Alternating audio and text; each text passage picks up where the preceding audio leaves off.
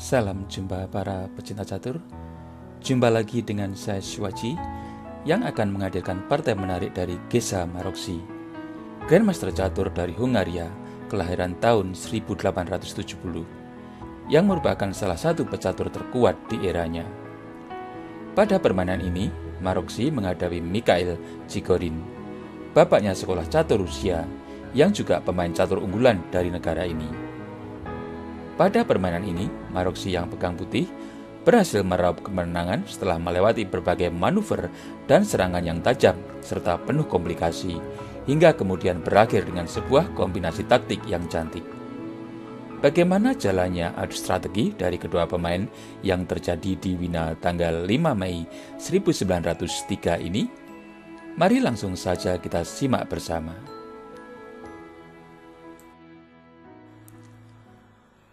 Geza Maroczy mengawali permainan dengan pion E4 dan Mikhail Chigorin membalas dengan pion E5. Setelah itu, Geza Maroczy melanjutkan dengan pion F4 yang dikenal dengan pembukaan gambit raja. Pada posisi ini, tiga lanjutan hitam yang paling populer adalah pion pukul pion F4 yang dikenal dengan gambit menteri diterima. Lalu ada pion D5 yang disebut dengan Falkber counter gambit, dan ada juga gajah C5 yang disebut variasi pembelaan klasik. Dan di sini hitam melangkah pion pukul pion F4. Mengingat adanya potensi menteri hitam meluncur ke petak H4, putih mengembangkan kudanya ke F3 sekaligus menjaga petak H4.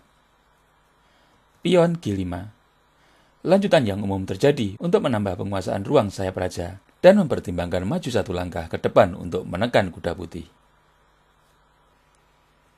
Pada posisi ini, kita lihat di papan ada petak penting yang harus diperhatikan, yaitu petak H4 yang diincar menteri hitam dan G4 yang diincar pion hitam.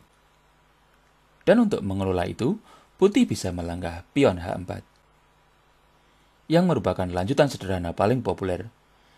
Namun di era romantisme, langkah-langkah komplikasi menjadi andalan, dan di sini putih memilih gajah C4. Pengembangan perwira sayap raja untuk menekan petak lemah F7 dan memberi kesempatan rokade sayap raja, yang juga cukup sering kita lihat dalam permainan. Dan hitam melangkah pion G4 untuk memanfaatkan petak lemah ini. Dan di sini, putih mengabaikan ancaman pion terhadap kuda dan memilih mengembangkan kuda ke C3. Dan hitam tidak menyia-nyiakan kuda F3 yang tampak menggoda dengan pion pukul kuda F3. Menteri pukul pion F3. Kalau kita perhatikan di sini, putih kalah satu kuda, tapi unggul di perkembangan perwira. Sebaliknya, hitam semua perwiranya masih di peta aslinya, meskipun unggul sebuah kuda. Dan permainan berlanjut dengan pion D6 untuk memberi kesempatan gajah putih petak terang untuk mengontrol diagonal C8H3 yang penting.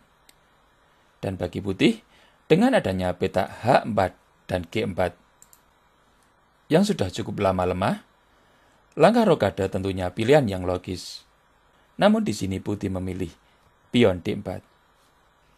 Dalam sebuah teori catur mengatakan, saat unggul perwira namun kalah perkembangan atau posisi tertekan, mengadakan pertukaran perwira-perwira lawan yang potensial penting untuk dilakukan, untuk menetralkan tekanan ataupun merebut inisiatif lawan. Dan untuk itu, langkah menteri ke H4, skak, dan mempertimbangkan ke G4, untuk menukar menteri, tentu bagus untuk dipertimbangkan. Namun di sini hitam memilih gajah E6, mencoba menukar perwira lebih kecil yang juga membahayakan. Kuda D5, pion C6, mencoba menekan perwira-perwira lawan yang begitu agresif. Dan di sini putih memilih mengoptimalkan perwira-perwiranya yang strategis daripada mengandalkan jumlah perwira. Untuk itu, di sini putih mengambil langkah super nekat dengan rokade, membiarkan kudanya dicaplok pion hitam. Dan dengan senang hati, pion C6 mencaplok kuda D5. Pion pukul pion D5. Gajah F5. Gajah pukul pion F4.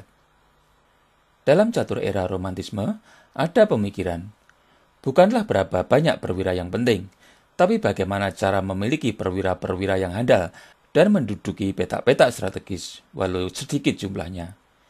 Itulah yang menjadi pertimbangan. Dan kita lihat di sini, tampak putih kalah 2 kuda dengan kompensasi 2 pion, plus perwira-perwira yang strategis. Gajah G6. Menjaga petak lemah F7. Gajah B5 skak. Mencoba memberi tekanan terhadap Raja Hitam yang masih terjebak di tengah. Kuda D7. Benteng A E1 skak. Langkah logis menguasai lajur terbuka, apalagi terdapat raja lawan. Gajah E7. Gajah pukul pion D6. Untuk menambah tekanan terhadap gajah E7 yang kena pin, dan Raja Hitam mencoba menghindar ke F8, namun tetap mendapat pin dari gajah putih D6. Dan untuk memelihara pin terhadap raja, putih memukul gajah E7 dengan benteng. Kuda pukul benteng E7. Benteng E1. Langkah logis menambah tekanan terhadap kuda E7 yang kena pin. Dan Raja Hitam berusaha menetralkan pin ini dengan langkah Raja G7. Gajah pukul kuda E7 dengan tempo tekan Menteri Hitam D8 dan Menteri Hitam menghindar ke A5. Dengan tempo menggarpu gajah B5 dan benteng E1. Namun Hitam punya tangkisan yang manis untuk menghadapi ini dengan langkah Menteri E2. Menjaga gajah B5 dan benteng E1, serta mengincar petak penting E5, dan memberi kesempatan gajah B5 menekan kuda D7.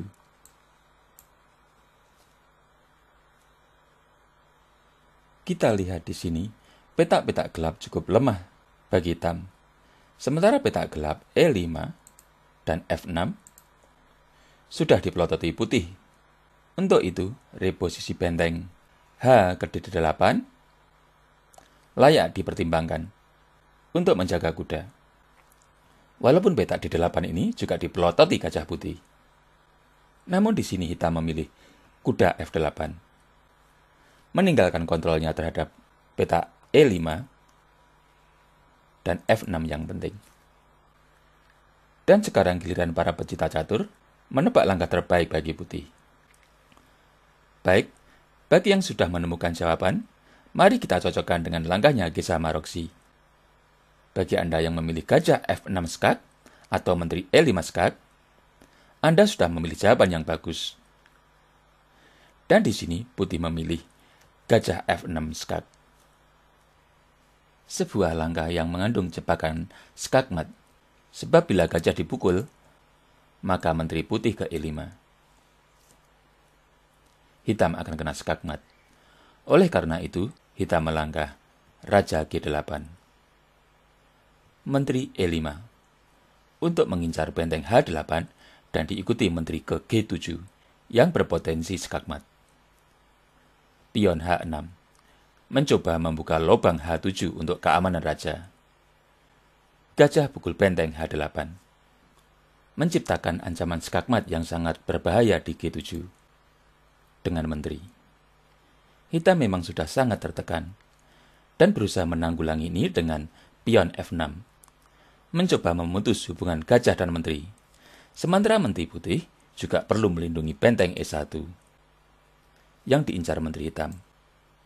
Dan di sini putih melangkah menteri E7, tetap memberi perlindungan terhadap benteng E1 dan memberi ancaman skakmat di G7.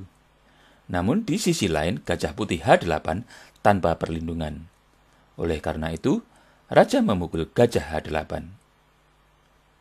Menteri F6 skak melepaskan sementara perlindungan terhadap benteng E1.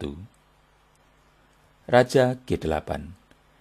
Dan setelah benteng E7, hitam menyerah. karena adanya ancaman skakmat Menteri ke G7. Dan bagi yang ingin analisa lebih jauh, mari kita coba beberapa alternatif.